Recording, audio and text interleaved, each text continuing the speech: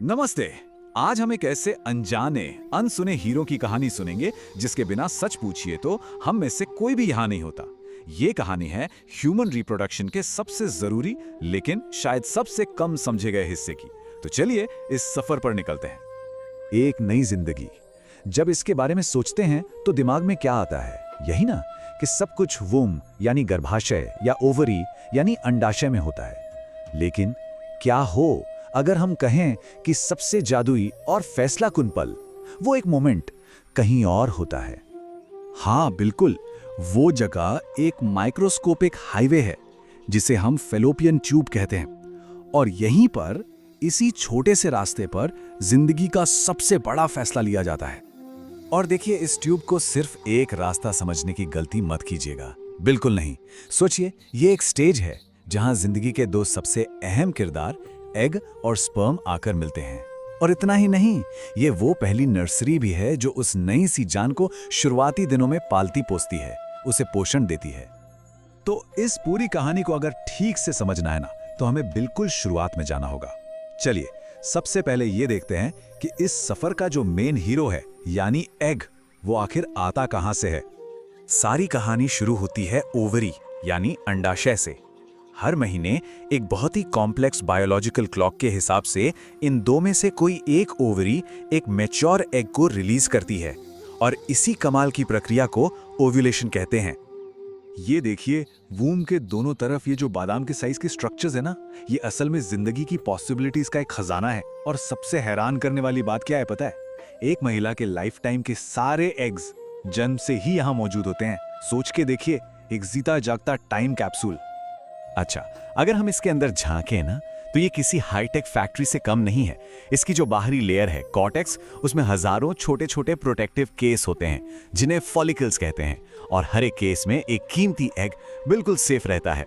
और जो इसका सेंटर वाला हिस्सा है मेड्यूला, वो तो एक लाइफ सपोर्ट सेंटर जैसा है जो ब्लड वेसल्स और नर्व्स के जरिए सब कुछ चालू रखता है। तो ओवरी ने अपना काम कर दिया, एग रिलीज हो चुका है, और अब शुरू होती है असली यात्रा। एक ऐसा सफर जो है तो सिर्फ कुछ इंच लंबा, लेकिन जिसके अंदर पूरी कायनात की संभावनाएं छिपी हैं। जैसे ही एग ओवरी से निकलता है, उसका वेलकम करती हैं फैलोपियन ट्यूब के आखिर में मौजूद उंगलियों जैसी स्ट्रक्चर्स। इन्हें कहते हैं फिम्ब्रिया। ये बिल्कुल एक एक्सपर्ट कैचर के ग्लव की तरह बड़ी नजाकत से एग को लपक लेती हैं और ट्यूब के अंदर ले आती हैं। अब ये फिम्ब्रिया एग को एक फनल शेप्ड रास्ते में गाइड करती हैं, जिसका नाम है इन्फंडिबुलम। समझ लीजिए, ये इस माइक्रोस्कोपिक हाईवे का ऑफिशियल एंट्री गेट है। और अब एग पहुंचता है सबसे इंपॉर्टेंट स्टॉप पर, एम्पुला। ये ट्यूब का सबसे चौड़ा और सबसे लंबा हिस्सा है।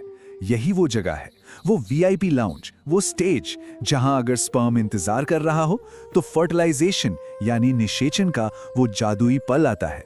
यही वो जगह है जहां जिंदगी की स्क्रिप्ट लिखी जाती है। अगर फर्टिलाइजेशन हो जाता है तो ये नया बना एम्ब्रियो अपने सफर के आखिरी हिस्से में दाखिल होता है, जिसे इस्थमस कहते हैं।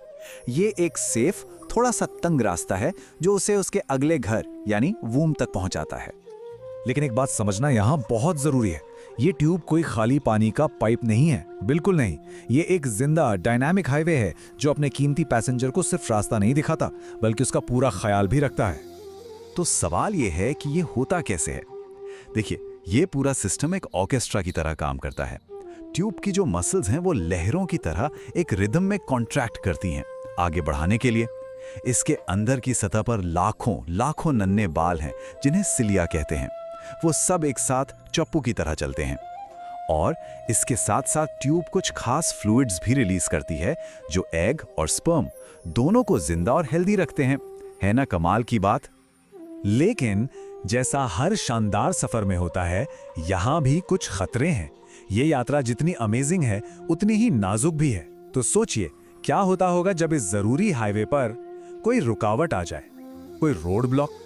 क्लेवलैंड क्लिनिक के मुताबिक इनफर्टिलिटी के लगभग 20 से 30% मामलों की वजह सीधे सीधे फैलोपियन ट्यूब से जुड़ी होती है।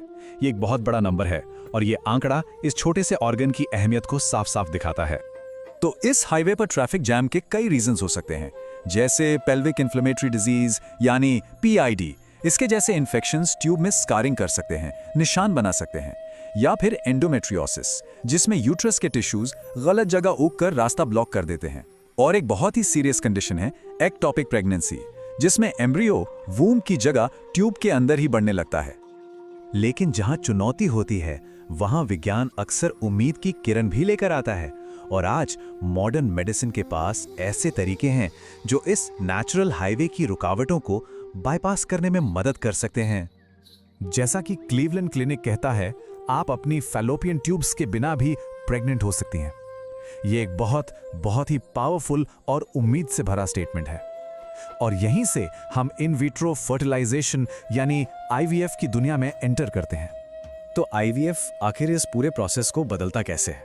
देखिए, नेचुरल कॉन्सेप्शन में फर्टिलाइजेशन ट्यूब के अंदर होता है ना? लेकिन आईवीएफ में इस पूरे हाईवे को ही बाईपास कर दिया जाता है। एग और स्पर्म को शरीर के बाहर एक लैब में मिलाया जाता है, और जो तैयार एम्ब्रियो होता है उसे सीधे वूम में उसकी मंजिल पर ट्रांसफर कर दिया जाता है। तो रास्ता चाहे नेचुरल हो या साइंस की मदद से बना हो, मंजिल एक ही रहती है, एक एम्ब्रियो का वूम में सेफ पहुंचना, जहां वो बढ़कर एक नई जिंदगी बन सके। फैलोपियन ट्यूब की ये कहानी हमें सिखाती है कि कैसे कुछ इंच का एक छोटा सा रास्ता जिंदगी के सबसे बड़े रहस्य को मुमकिन बना सकता है। ये हमें सोचने पर मजबूर करता है ना, कि हमारी दुनिया में और कौन से ऐसे छोटे छोटे रास्ते हैं जिनका इम्पैक्ट बहुत बहुत बड़ा है। इस पर सोचना जरूर बनता है।